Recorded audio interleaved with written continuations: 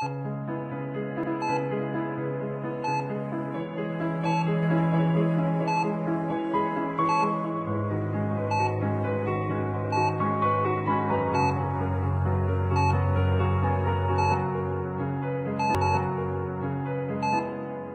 नाम डॉक्टर असदुल्ला सुमरो है।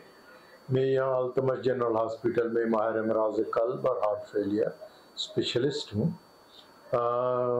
पिछले कुछ दिनों से जो है वो हम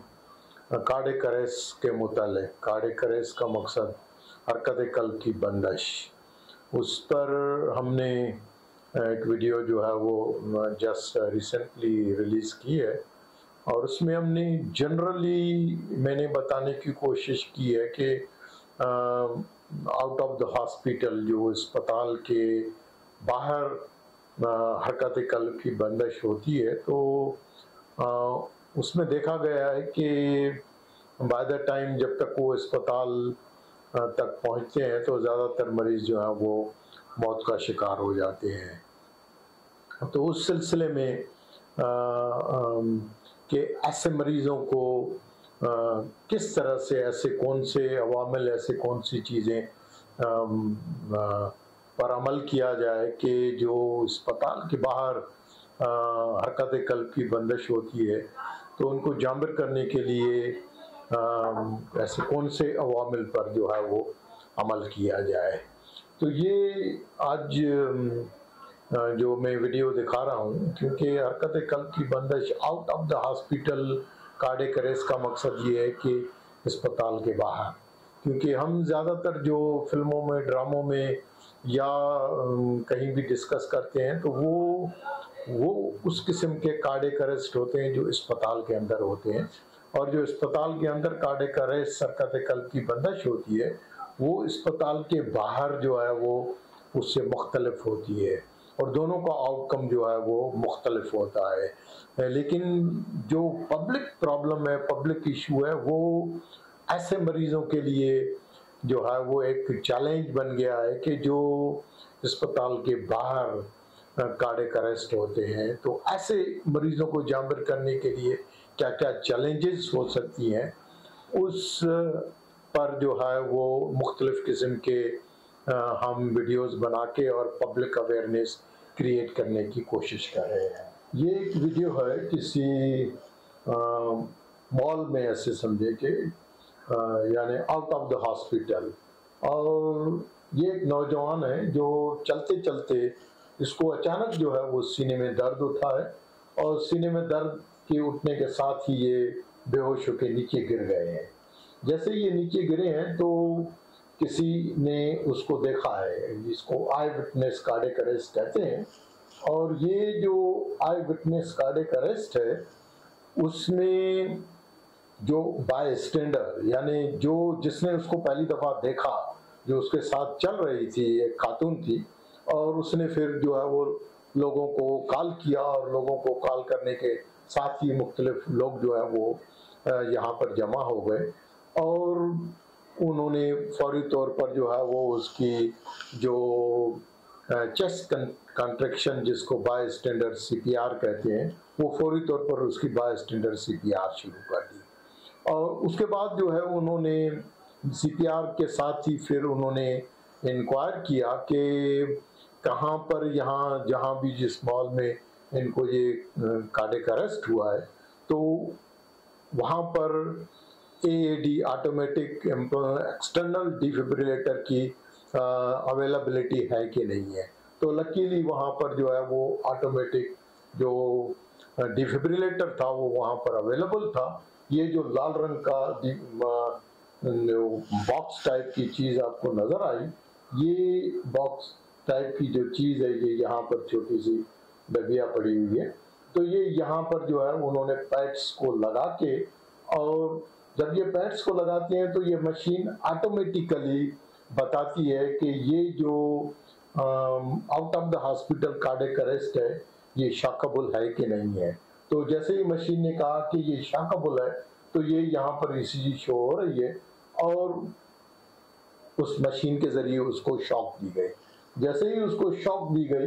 तो ये मरीज़ जो है वो थोड़ी देर के बाद फिर दोबारा सीपीआर के साथ जो है वो होश में आ गया। जैसे ही होश में आ गया तो चुनाचे इन्होंने इमरजेंसी टीम को एक्टिवेट किया हुआ था, तो इस दौरान जो है वो, लेकिन उससे पहले इमरजेंसी टीम के आने से पहले ही, क्योंकि ये है जो स्मार्टनेस है वो यही है कि इमरजेंसी टीम या जो एम्बुलेंस के साथ जो है वो बाकी चीज़ें वो लेके आते हैं, उससे पहले जो है वो सीपीआर और जो है वो शॉक देने का जो अमल है, ये दोनों चीज़ें अगर फौरी तौर पर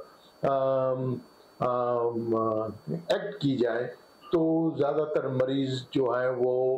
out of the hospital cardiac arrest यानी हरकत कल्ब की बंदिश होने के बावजूद ज़्यादातर मरीज जो हैं वो जांबर होके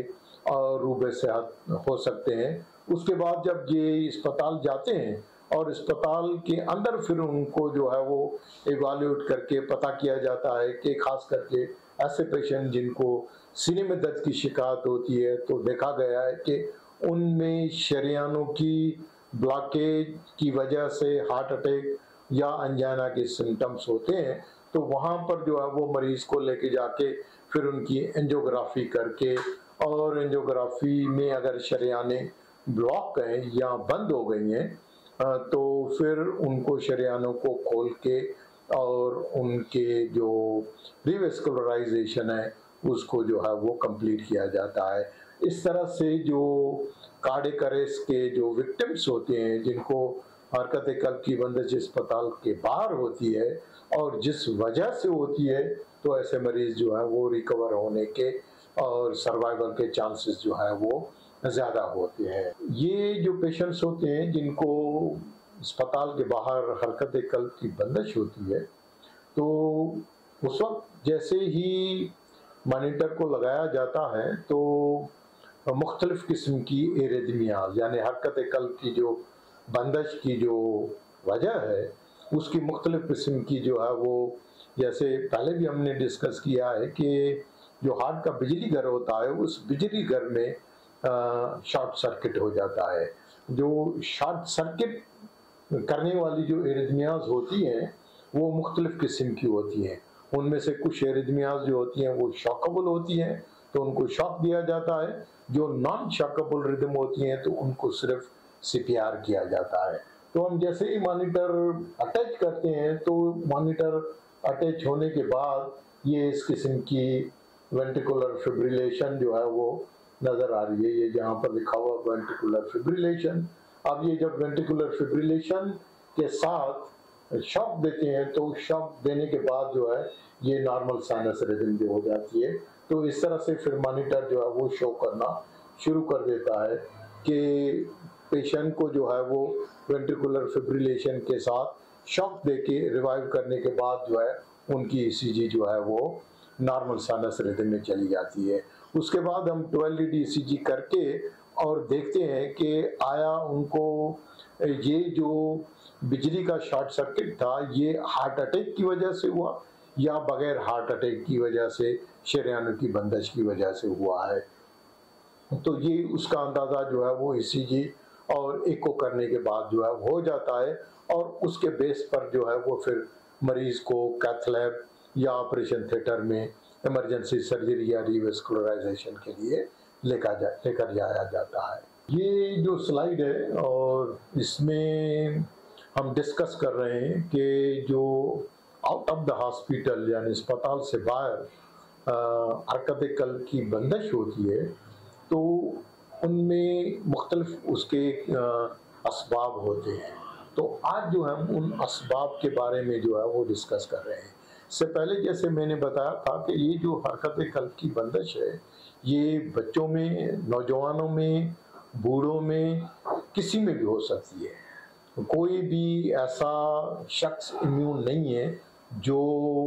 उम्र के लिहाज से या सेक्स के लिहाज से, जेंडर के लिहाज से, चाहे वो मर्द हो चाहे ख़वातीन हो,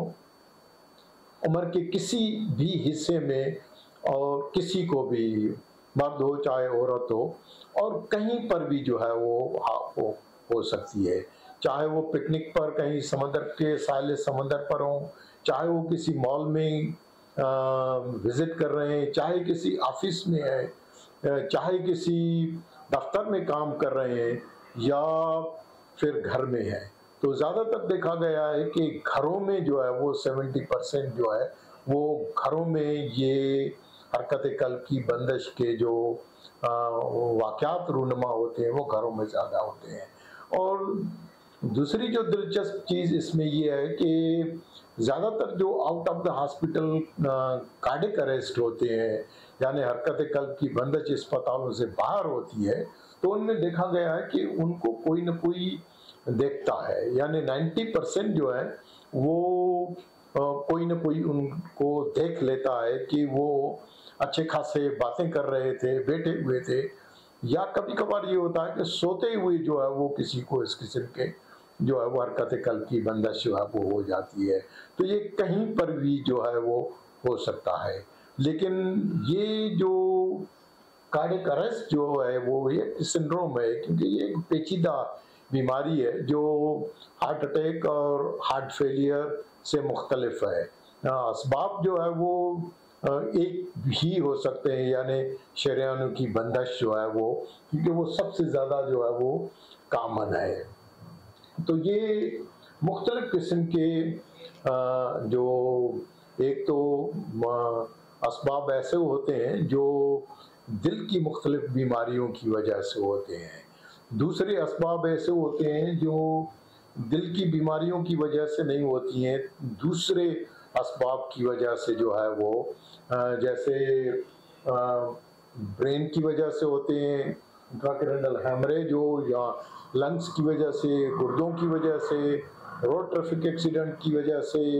या जो है वो साहिल समंदर पर स्विमिंग के दौरान स्विमिंग और उसके दौरान जो है वो कार्डियक अरेस्ट होने जो है वो। तो लिहाजा ये दो किस्म के जो है वो असबाब में इनको डिवाइड किया हुआ है। और ये यहाँ पर शो किया है मैंने कि जब भी किसी को हरकत कल्ब की बंदिश होती है तो ये दो ही चीज़ें होती हैं कि जो फौरी तौर पर अवेलेबल होती है वो यही होती है जिसको हम बाय स्टैंडर्ड CPR कहते हैं। ये हर जगह जो है वो ये जो AED है या शॉक देने का अमल है ये हर जगह अवेलेबल नहीं होता है, लेकिन जिसकी ज़रूरत उन लोगों को पड़ती है जिनको शॉकेबल रिदम होती है। तो जब असबाब की बात आती है तो सबसे ज़्यादा जो कॉमन है वो कार्डियक काजेज जो है वो सबसे ज़्यादा कॉमन है। और उन कार्डियक काजेज में को मैंने 3 हिस्सों में जो है वो डिवाइड किया है, जो नौजवानों में और बूढ़े बुजुर्गों में मुख्तलिफ हो सकते हैं। तो देखा गया है कि 70% जो मरीज जिनको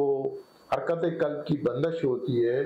उनमें एथेरोथ्रोम्बोटिक यानी दिल की शरियानों में जो है वो तंगी और बंदिश होती है। और फिर अगर हार्ट अटैक हो तो उसमें फिर प्लग रप्चर होके और वहाँ पर शरियान में क्लॉट जम के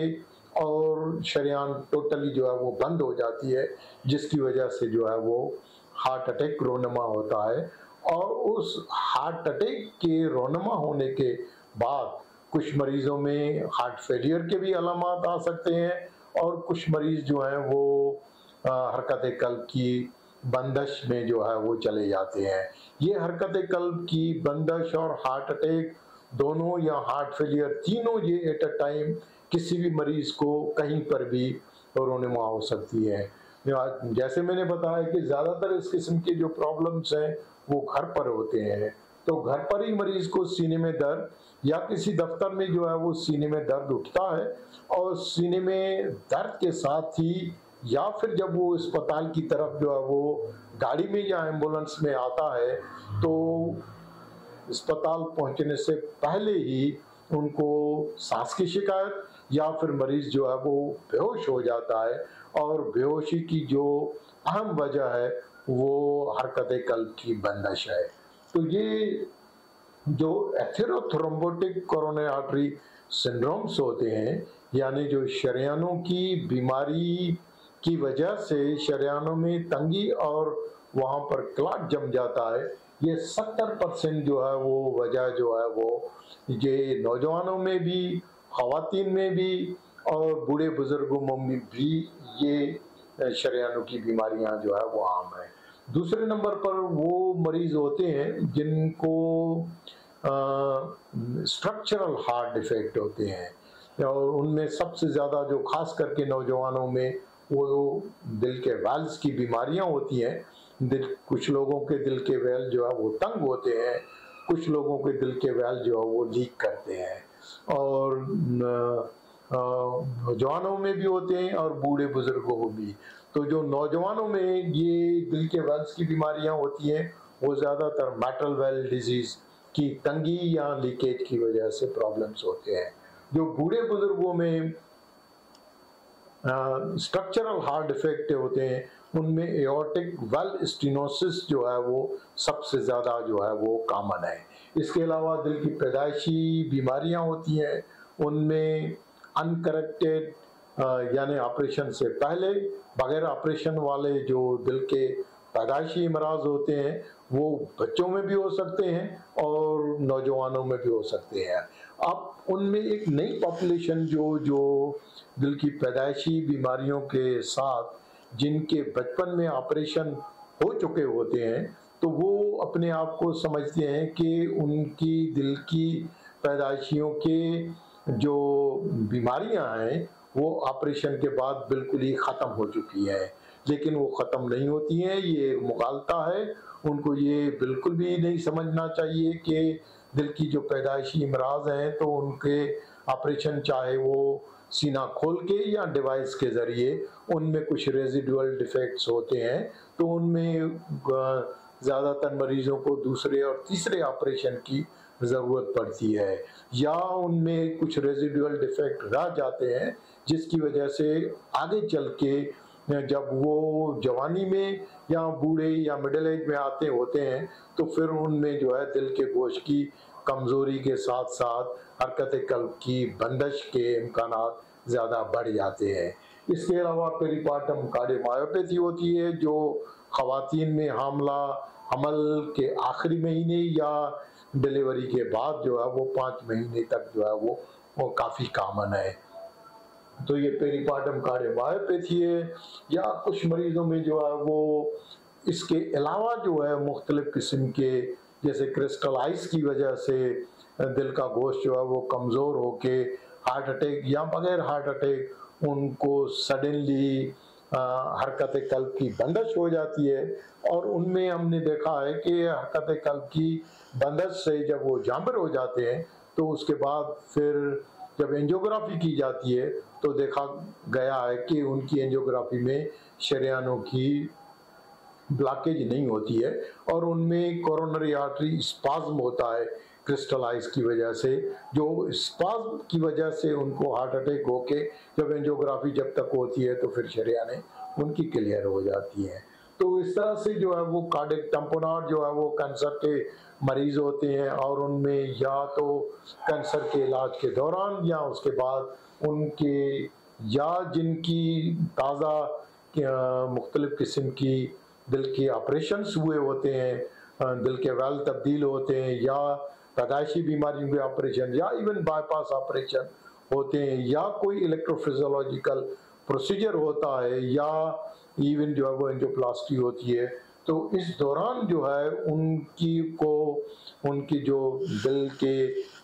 झिल्ली बाहर जो है वो पेरिकार्डियल स्पेस होता है, तो उस पेरिकार्डियल स्पेस में ब्लड जमा होके और उनको कार्डियक टैम्पोनाट होके और हरकत कल्ब अचानक जो है वो बंद हो जाती है। तो लिहाजा ये स्ट्रक्चरल हार्ट डिफेक्ट के बारे में जानकारी जो है वो होना इंतहाई जो है वो ज़रूरी होती है।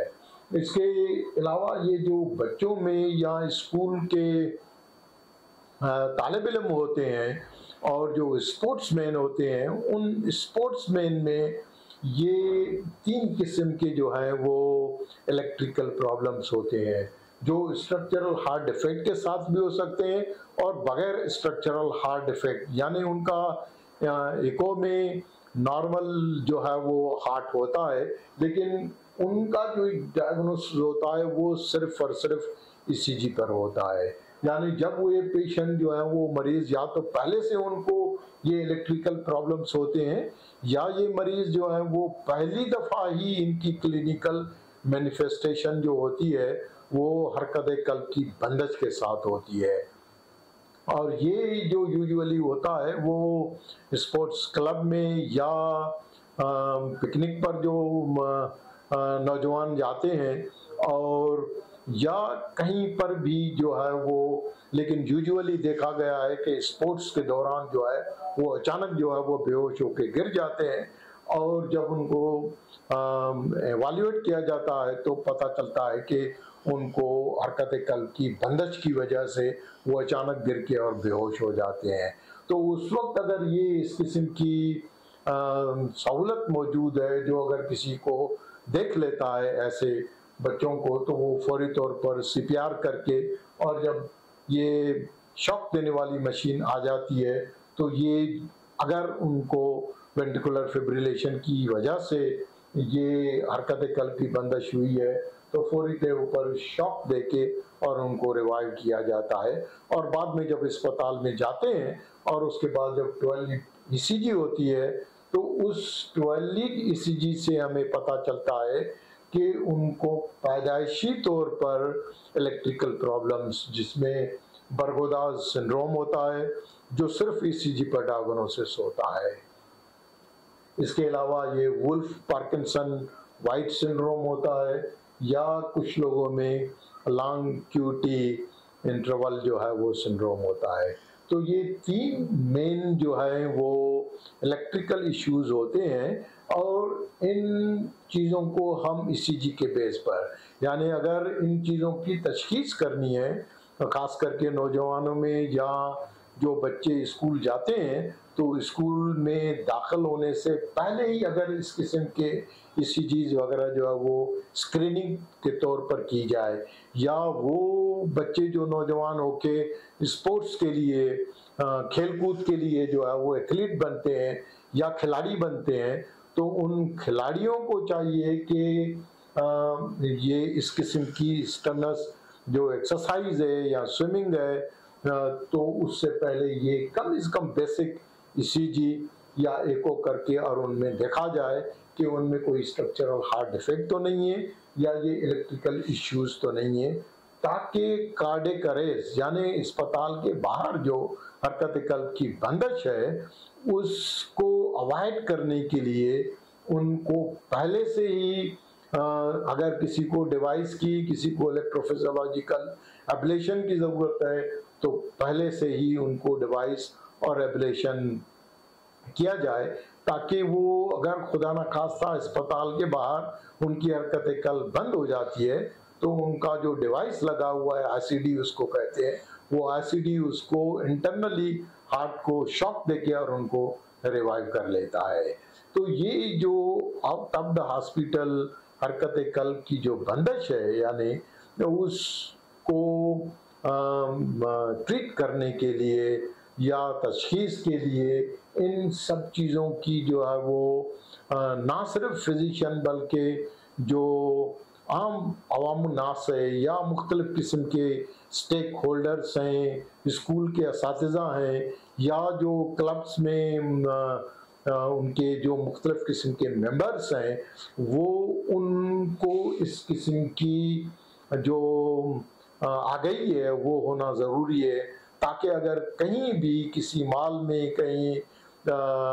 दफ्तर में या किसी साहिल समंदर पर, कहीं पर भी किसी पार्क में अगर किसी की ऐसे हरकत कल्ब की बंदिश हो जाए तो ऐसे मरीजों को जो देख लेता है वो देखने वाला जो बाय स्टैंडर है वो उसको फौरी तौर पर सीपीआर, अगर वो तरबियत याफ्ता है तो सीपीआर कैसे करे, या अगर मशीन अवेलेबल है और वो तरबियत याफ्ता है तो वो उस मशीन के ज़रिए अगर शॉकेबल है तो उसको रिवाइव किस तरह से किया जाए, ताकि ज़्यादा से ज़्यादा मरीज़ जो हैं जो out of the hospital cardiac arrest जिनको होता है, जिनमें ये सारी चीज़ों की अगर जानकारी नहीं है, आगाही नहीं है, तो ज़्यादातर मरीज़ जो हैं वो मौत का शिकार हो जाते हैं, अस्पताल पहुंचने से पहले वो मौत का शिकार हो जाते हैं। अलबत्ता अगर इन सारी चीज़ों के बारे में मालूमात है, आ गई है, और ये दो जो चीज़ें हैं सीपीआर कार्डियोपल्मोनरी रिससिटेशन, जो छाती को दबाया जाता है, जिसके लिए हम फिर और वीडियोस बना के आपको समझाने की कोशिश करेंगे कि किस तरह से सीपीआर, इफेक्टिव सीपीआर जो है वो किस तरह से किया जाता है। और ये जो सीपीआर है, इसका काम है कि हमारा ब्रेन और जो ऑर्गन्स हैं उनका जो ब्लड फ्लो और ऑक्सीजन है वो जारी रहे, और जो इलेक्ट्रिकल जो शॉक है, ये शॉक जो है वो हमारी जो कार्डियक डिसरिथमियाज होती हैं उनको टर्मिनेट करने के लिए इस शॉक की ज़रूरत पड़ती है। इसके अलावा जो है वो आखिर में जो हार्ट के अलावा बाकी जो कुछ कंडीशंस होती हैं, जिसमें क्योंकि अक्सर लोगों में ये एक कंसेप्ट है कि जिसकी भी हरकत कल्ब को की बंदिश हो जाती है और अस्पताल जब तक वो पहुंचते हैं तो ज़्यादातर मरीजों का जो है वो मौत का शिकार हो जाते हैं, और ज़्यादातर डॉक्टर्स जो हैं उसमें कार्डियोपल्मोनरी अरेस्ट लिख के और उनका डेथ सर्टिफिकेट इशू कर देते हैं। अब ये जो कार्डियोपल्मोनरी कार्डियक अरेस्ट या इस तरह से हम मुख्तलिफ किस्म के डायग्नोसिस प्रिज्यूम करते हैं, ये हमारी प्रिजम्पशन है, इसलिए कि हमारे मुल्क में ऑटोप्सी नहीं होती। इस किस्म के ऐसे अस्पताल के बाहर जितने भी अमवात होते हैं और कार्डियक अरेस्ट होता है तो उसमें हम ऑटोप्सी नहीं होती है। जब ऑटोप्सी नहीं होती है तो फिर ये जो एक्स्ट्रा कार्डियक काजेज हैं उनके बारे में हमें पता नहीं चलता है, तो लिहाजा उसकी आगाही होना जो है वो ज़रूरी है, क्योंकि ज़रूरी नहीं है कि जिसको भी कार्डियक अरेस्ट हुआ है तो वो इमराज़ कल्ब की वजह से ही हो। उसके अलावा भी और बहुत सारे असबाब होते हैं, जिसमें टॉप पर जो है वो intracranial haemorrhage, brain haemorrhage, stroke, ये हमारे मुल्क में काफ़ी जो है वो कॉमन है। और उसमें सबसे बड़ी वजह जो है वो नौजवानों में खास करके जो है वो ब्रेन एन्यूरिज्म होता है, और वो ब्रेन एन्यूरिज्म जो है वो अचानक जो है वो फट के और उसमें brain haemorrhage, massive brain haemorrhage हो जाती है। और अगर ब्रेन हेमरेज काफ़ी ज़्यादा शदीद है तो ऐसे नौजवान जो है वो अस्पताल पहुंचने से ही मौत का शिकार हो जाते हैं, जिनको हम प्रिज्यूम करते हैं कि उनमें जो है वो मौत की सबब जो है वो अमराज कल्ब है, जबकि अमराज कल्ब जो है वो नहीं होता है, और उसका पता सिर्फ और सिर्फ पोस्टमार्टम एग्जामिनेशन के बाद होता है। इसके अलावा ये पल्मोनरी एम्बोलिज्म भी हमारे यहाँ ऑपरेशन के बाद, डिलीवरी के बाद, या सफ़र जो है वो लंबा सफ़र जो करते हैं तो उसमें हमारी ये टांगों में खून के लोथड़े जो हैं वो जमा हो जाते हैं, और उसकी वजह से जो है उनमें जो फेफड़ों की शरियानें हैं, बड़ी शरियानें, उनमें क्लॉट जम के उनको पल्मोनरी एम्बोलिज्म होता है। तो अगर पल्मोनरी एम्बोलिज्म काफ़ी क्लॉट बड़ा है, मैसिव है, तो उनमें हीमोडायनामिक इंस्टेबिलिटी होके और लोग जो हैं वो मौत का शिकार हो जाते हैं। इसके अलावा जो है वो किसी को इलेक्ट्रिक शॉक लगता है तो उस इलेक्ट्रिक शॉक की वजह से भी जो है वो, या निमोथोरक्स जो है वो किसी में कोई ब्लंट ट्रॉमा होता है, ट्रॉमाटिक इंजरी की वजह से जो है वो उनमें टेंशन निमोथोरक्स जो है वो हो जाता है, और जिसकी वजह से भी कार्डियक अरेस्ट होने के इम्कान होते हैं। इसके अलावा बहुत सारे दवाएं हैं, जो दवाएं के जो मनफी असरात हैं उनकी वजह से भी कार्डियक अरेस्ट होने के इम्कान होते हैं, और ड्रग ओवरडोज है, खास करके नशे वाली जो क्रिस्टल आइस है, या अल्कोहल का शराब नोशी की टॉक्सिसिटी है, या इसके अलावा और बहुत सारी दवाएं हैं जिसकी टॉक्सिसिटी की वजह से कार्डियक अरेस्ट होने के चांसेस हो जाते हैं। या फिर ये इन्फेक्शंस, बहुत सारे मरीजों में मुख्तलिफ किस्म के इन्फेक्शंस होते हैं, और वो इन्फेक्शंस कभी कभार इतने शदीद होते हैं तो उस इन्फेक्शन सेप्सिस सिंड्रोम की वजह से, सिंपल यूटीआई है या और कोई वायरल इन्फेक्शन है, वायरल मायोकार्डाइटिस है, वायरल एन्केफेलाइटिस है, वायरल मेनिंजाइटिस है, बहुत सारे ऐसे इन्फेक्शन अगर शदीद हैं तो उसकी वजह से भी हरकत कल्ब की बंदिश के इम्कान होते हैं। इसके अलावा अगर किसी को बहुत ज़्यादा गर्मी हीट स्ट्रोक हो या बहुत ज़्यादा सर्दी लगे, खास करके बूढ़े बुजुर्गों में या छोटे बच्चों में, तो वो बर्दाश्त नहीं कर पाते, तो उनमें हरकत कल्ब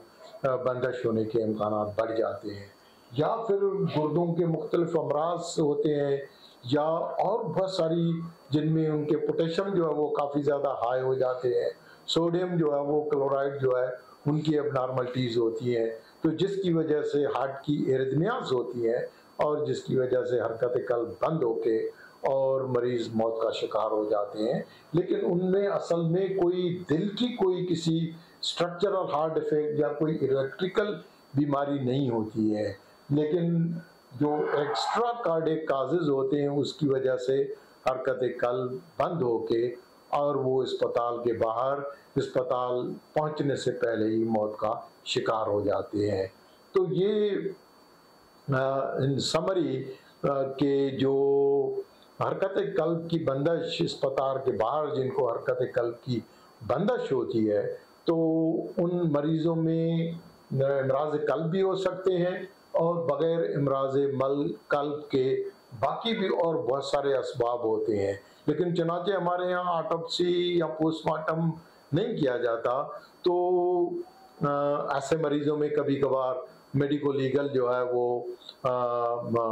प्रॉब्लम्स क्रिएट हो जाते हैं, और कभी कभार ये होता है कि ऐसे मरीज़ों को उनकी कबर जो है वो खोद के दोबारा उनका पोस्टमार्टम करके और काज ऑफ डेथ को मालूम किया जाता है। बहुत बहुत शुक्रिया।